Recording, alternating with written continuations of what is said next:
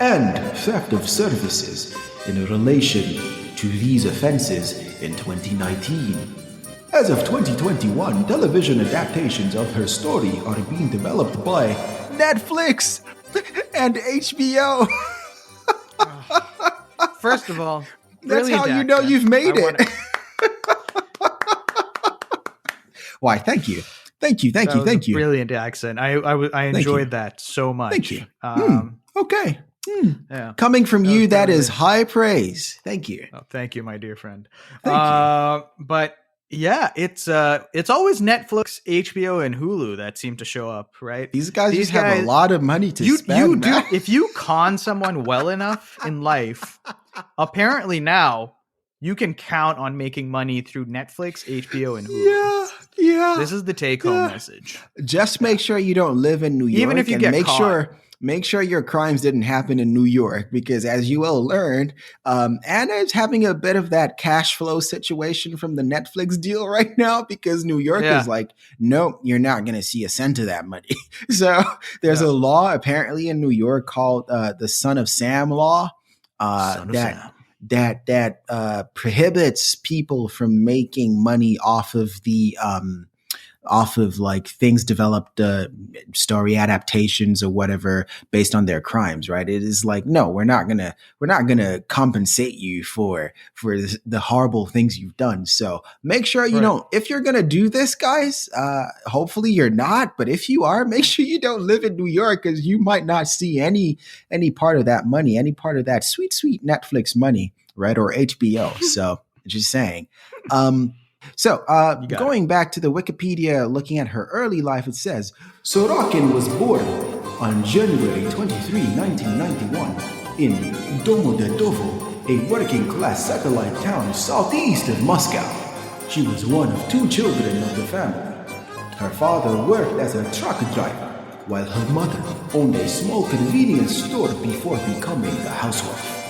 Sorokin was later described by a Russian classmate as an excellent student and strong in character. Well, I mean, you got to be strong in character if you're going to pull off if you're going to pull off the stuff. It said, but she could easily offend. What does that mean? Easily offend? Did it mean she was socially awkward? You know, what did that mean? So, if you in the Cut article, it also mentions how she would just say, like, very unfiltered. Right. That's the cut.com. Another great article that we leaned on. Yeah. Yeah. Not that I relate to this at all, but just that she could be a little unfiltered. It's like looking in a mirror, isn't it, Sibel? Hey, Will you just give me a heads up? Defined. Well, you just give me a heads up before you do your own crimes, just so I know to put a good amount of distance between us before you do your crimes. All I'm saying is there will be no crimes. Unfiltered. There will be no crimes. I'm so honest. I'm unfiltered. Right.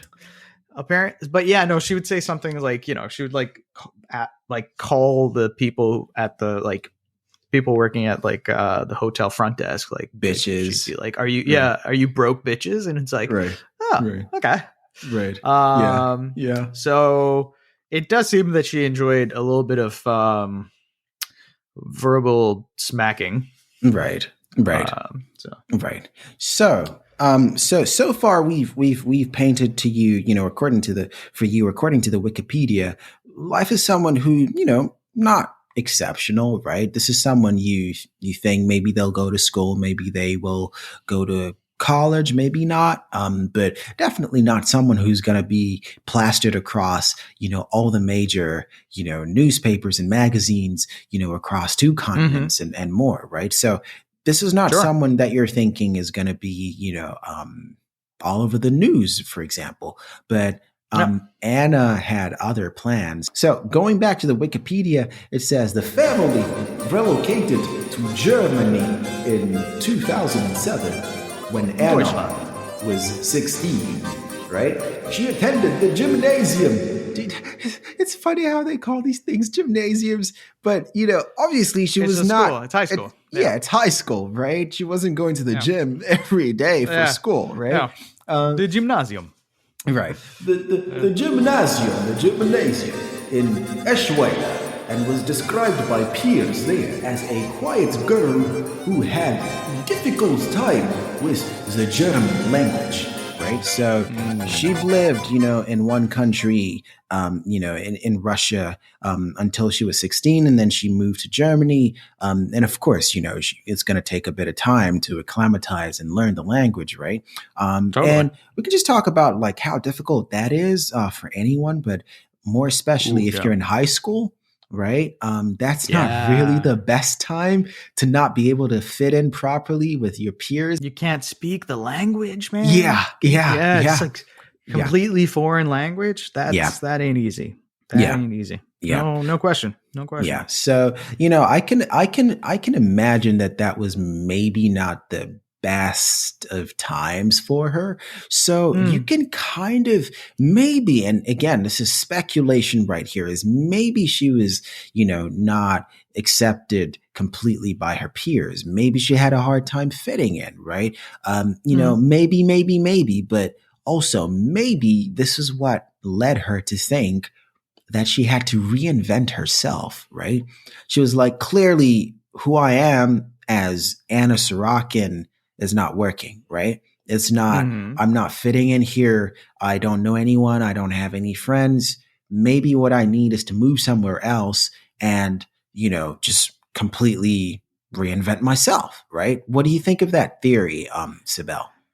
That's a pretty cool analysis. Obviously, analysis based on nothing, but yeah, sure. I could definitely, the thing that makes some sense to me. The fact that she immediately after graduating high school then moves to London to go to university also tells me that, she wasn't terribly interested in staying in Germany. So that, and then she pretty much seems to have she went to Germany, then she relocated to London. Then she worked as an intern in Paris, and then eventually she moved to New York. And what I found really interesting was, I forget which one of our sources said this, but it said that she's, after going to New York on a visit for the New York Fashion Week, she found it easier to make friends in New York than Paris. That was still in the wiki. Yes, that was still Wikipedia. Yes. So I think it's very interesting and telling that for whatever reason, it seems that she was trying to find a place where she was able to fit in a way. Or maybe she was trying to find a place where she had a sense of recognition. And the first place that offered that to her was New York. And if you've ever been to New York, right? New York is this huge multicultural melting pot of people from all over the world, right? So again, think about it. If jungle. Exactly. And if there is a place, Sibel, where you have a good shot of successfully reinventing yourself, you can't do much better than New York, right? So it kind of makes a lot of sense that this girl, self of self, her identity, she's trying to figure it out. She's struggling to figure out who she wants to be and all that. And she goes to New York and it just makes sense in New York, right? True. Yeah. True. Yeah. Well, Paris, London, they're bustling metropolises too. They are. It's just, I don't know. It's interesting. I wonder if it's the fact that in Europe, she was still recognizably European, and there was enough of an overlap there that people could try and figure out a connection. Whereas in New York, she truly could reinvent herself because there weren't enough overlaps with. Now I got to tell where you, she was from. In North America, there's few things that are as attention grabbing as a polished European accent, right? So, if she's Russian, she goes to Germany, she sounds Russian. That's not that big of a deal. You just can't speak the language well. We're not going to talk to you. She goes to London. She has a thick Eastern European accent. Maybe that's not that enticing to us. We don't care. You move to New York, though. You move to the States. It's like, ooh, that's different. Now you're getting attention. You know what I mean? Like that's because you're exotic. Yeah, no. So she was, she clearly had that, going for her. Move to New York. You sound, Sure. Eastern European.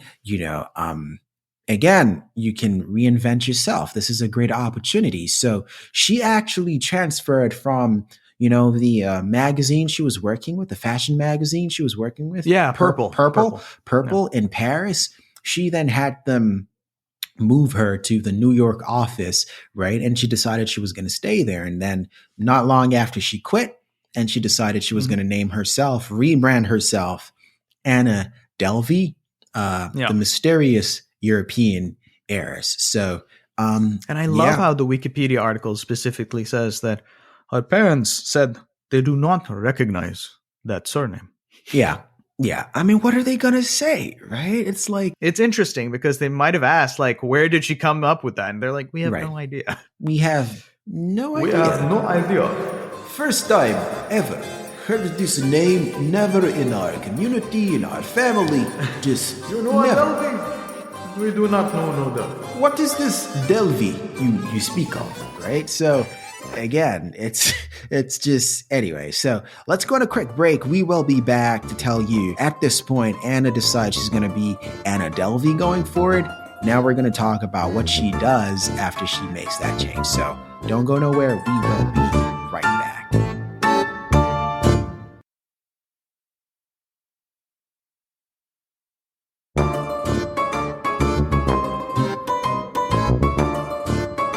Welcome back to Hairbrained Schemes, and we are still talking about Anna Sorokin, or Anna Delvey. Delvey. Anna Delvey. So, she decides she's going to change her name. Well, at least this is what she's telling people, that she's Anna Delvey, the rich heiress, right? So she immediately sets about, burnishing with the Arts image. Foundation, right? Right. The Anna Delvey Arts Foundation. Right. So she had big plans, right? So you skipped a few steps ahead, but yes, she had big plans. She was gonna take New York, the art scene in New York, by storm. She was gonna do the Anna Delvey Foundation. Right. So one of the first things she does is she moves into a mid-range suite in the 11 Howard Hotel in New York, right? Which apparently is a mid-range suite in the 11 Howard Hotel. Right. Has multiple ceramic statues inside. Costing $400 a night. Right? $400 per night. So let's start to talk about And her booking this. was for a month. For a month, right? Okay, so let's start to talk about this stuff. And this is where, you say booking, I say BS, right? Because how do you do a booking without a payment, method of payment on the records, right? So this goes back to the beginning of the episode where Sibel and I were kind of talking about, different rules for different people. Sibel, you and I know that if we wanted to check into a hotel today, there is no way we would get past the lobby without having a credit card on record, right? There's just no way. You can't do it. It's just physically, it's not possible, right? To get a booking in a hotel or any sort of lodging for that matter without, having a valid method of payment on the record, because they're going to say, hey, if you order, room service, how do we charge you? If you order, if you use the mini bar or whatever, how do we charge you? If you do any damage to the room, how do we charge you? Right. You have to have a method of payment. But Anna, knowing how New York works and knowing how people want to believe so badly, right, what they see, and how distracted people are by, throwing about a few dollars. She goes in there, she starts to tip everybody in crisp $100 bills, right? Yeah. She manages to get a room for an extended period of time without ever putting on record a valid method of payment. No credit card, nothing. All she says is, oh, there's wire transfer very soon. Wire transfer is coming. You get your money. Tell me, Sibel, what hotel would let you or I get past the lobby on the promise of an incoming wire transfer